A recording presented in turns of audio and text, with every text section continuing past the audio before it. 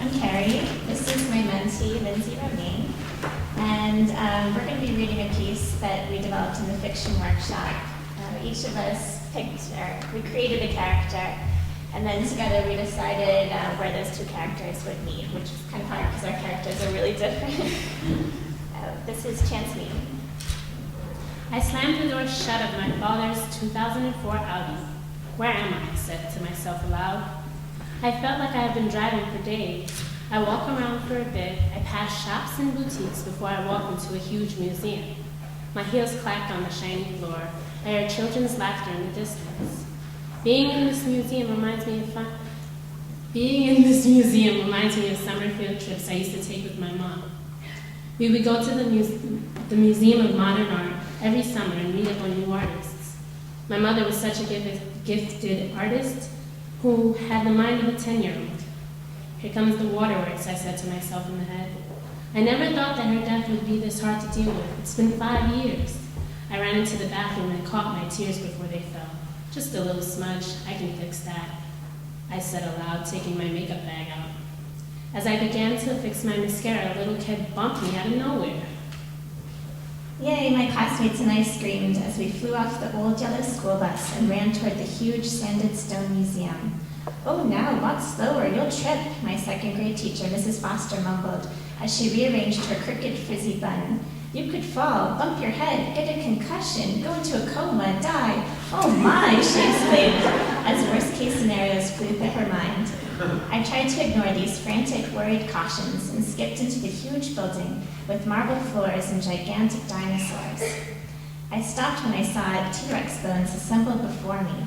The T-Rex glared at me with its large eye gaps, its mouth parted open, sharp teeth waiting. I slowly backed up, away from the T-Rex, away from Mrs. Foster, who was saying something about meat eaters, away from my classmates who were pulling each other's hair. I backed right into a tiled wall, the bathroom. Ooh, no dinosaurs here. Still backing up, I walked right into someone. Ah, I gasped. Watch it, kid, or you mess me up. Why do you put the black gunk in your eyes like that? Because it makes me look like those people in the magazine. I stuffed my hand in my pocket. Mixed with a shiny rock, a penny, and a wad of old gum was a tube of green lipstick. I began applying it, and it turned a bright red. It's mood lipstick. I like it because it's green, but can turn any color depending on how I feel. I shuffled through my makeup bag and found my $20 Revlon cherry chocolate lipstick. This is my favorite lipstick. I like it because it's an interesting color and brings out my eyes. But you don't need lipstick because you're such a pretty girl already. But I want to be a grown-up like you.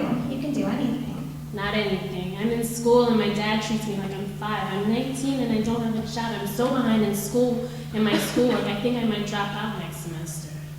Well, everyone thinks I'm a baby because I'm only 7 and I'm afraid of everything. You're in college. You have a car. You're not afraid of anything. You're just 7. Growing up will come up faster than you think. I walked towards her and put my favorite lipstick in her hand, gave her a wink and walked out the bathroom. I clutched the new lipstick. Grasping it tightly, I peeked out of the bathroom door.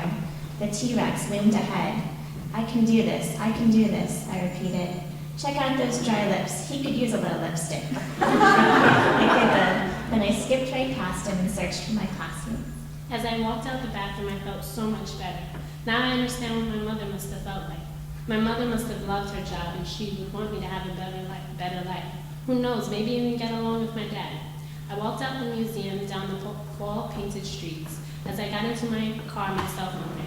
Hello? I answered. Tiffany, we need to talk, the voice said.